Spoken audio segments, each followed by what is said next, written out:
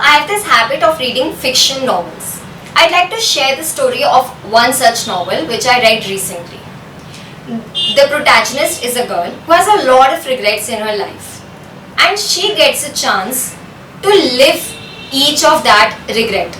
यानी कि she had a chance to live each of the life जो उसे लग रहा था कि मैं नहीं जी पाई because of certain decisions that she didn't take, and she was regretting over those other possible lives in her actual life.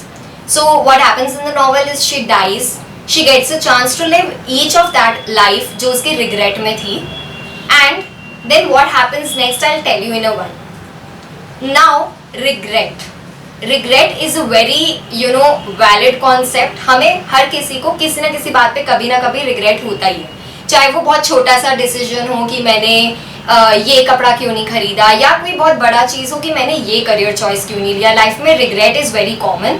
एक बच्चे के साथ भी हो सकता है, ओल्ड इंसान के साथ भी हो सकता है, हम जैसी एज लोगों के साथ भी हो सकता है, किसी के साथ भी रिग्रेट कभी भी हो सकता है. Now what regret does is कि हम कॉन्स्टेंटली उस एक चीज़ के बारे में सोचते रहते हैं कि ऐसा हो जाता, अगर मैंने ऐसा करा होता तो शायद ऐसा हो जाता. व्हाट इफ सिचुएशन, कि what if I had chosen that career path, तो मे बी हम कहीं और होते. Now what this tendency is कि we try to exaggerate the outcome. हमें ऐसा लगता है कि अगर हमने वो डिसीजन लिया होता, वो चीज़ करी होती अपने किसी पॉइंट ऑफ लाइफ में, तो मैं आज कहीं और ही होती. I am here today, I would have been here अगर मैंने वो डिसीजन लिया होता. So we try to overestimate the outcome, जबकि हमें पता नहीं है क्या आउटकम होता. हो सकता है आउटकम इतना ही खराब होता, हो सकता है आउटकम उससे भी खराब होता, हो सकता है बिल्कुल थोड़ा सा ठीक होता, बट हमें लगता है कि आउटकम बिल्कुल यहाँ पे पहुँच जाएगा, जो कि हमें नहीं पता कि ट्रू है कि नहीं. बट स्टिल हमारा माइंड उस एक चीज़ पे फिक्सेट हो जाता है. It is generally been seen, हम रिग्रेट ज़्यादा उस चीज़ का होता है जो हमने नहीं किया होता रादर दैन जो हम कर चुके. सो although we have regressions, we regret about the past कि मैंने ये क्यों करा, बट वो जनरली थोड़ा सा कम होगा. जितना लोगों में वो ज़्यादा होता है कि मैंने ये क्यों नहीं करा. So the thing that we didn't try is the one जो कि हमें ज़्यादा रिग्रेट पहुंचाती है. So regret can lead to stress, anxiety, chronic stress रहेगा. You won't be able to come out of the stressful situation. धीरे धीरे आपकी जो टेंडेंसी है स्ट्रेसफुल सिचुएशन से लड़ने की, वो अपने आप डिमिनिश होती जाएगी. So as you can see regret बहुत ज़्यादा इम्पैक्ट करता है psychologically. Now I tell you कि रिग्रेट से कैसे डील करना है. सबसे पहले तो हमें ये सोचना है कि व्हाट इफ अगर मैंने वो कर लिया होता असली में, and we have to try to minimise the extent of the outcome that we are thinking. ये मैं आपको बताती हूँ उसी नॉवल के एग्जाम्पल से. So the girl tried out each life which she wanted कि मैं ये नहीं कर पाई, एंड शी सॉ कि हर एक में आउटकम डिसअपॉइंटिंग ही निकला. She wanted to be a swimmer, but she had to quit swimming in her real life. Now when she got the chance, she wanted to see कि अगर मैं successful swimmer बन गई होती and मैंने Olympics and all में part ले लिया होता, मैंने medals जीत लिए होते, तो what would have been my life be?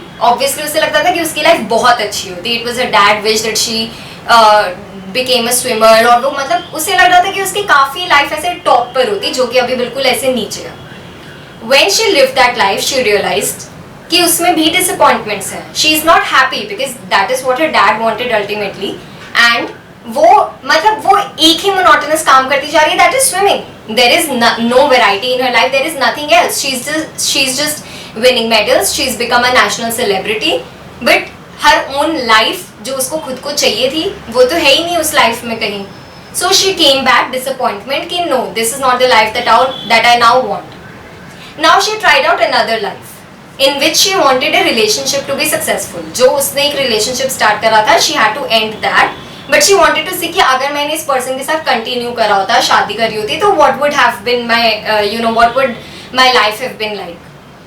उसमें भी disappointment मिला because the person that she had met initially changed over that long span of time, जो उसे लग रहा था कि वो person कभी change नहीं होगा.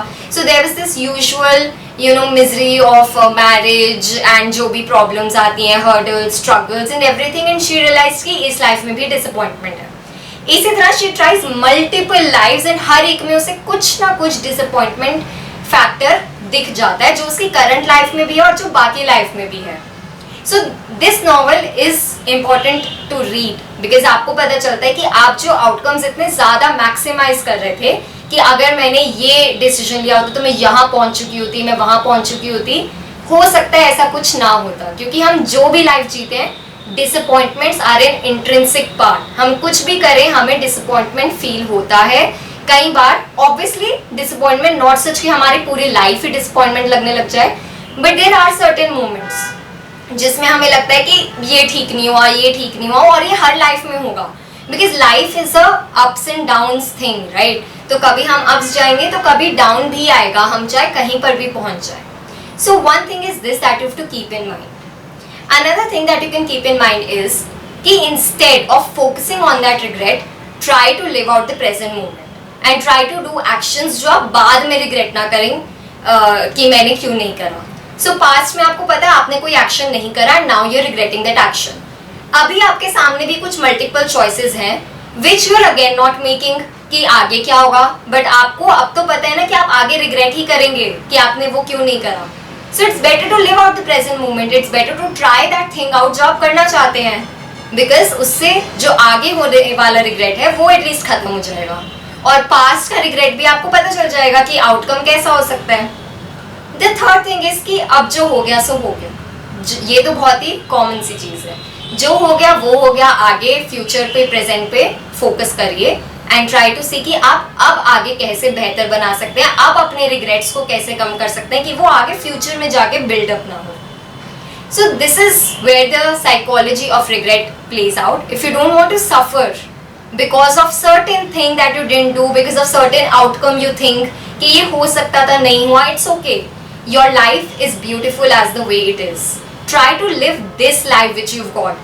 क्या हो गया, क्या हो सकता था, वो हमारे हाथ में नहीं है, पर क्या हो रहा है अभी in the present moment, it is very much in our hands. So try to focus on that, try to grab that, try to not regret this present moment again in the future. Thank you.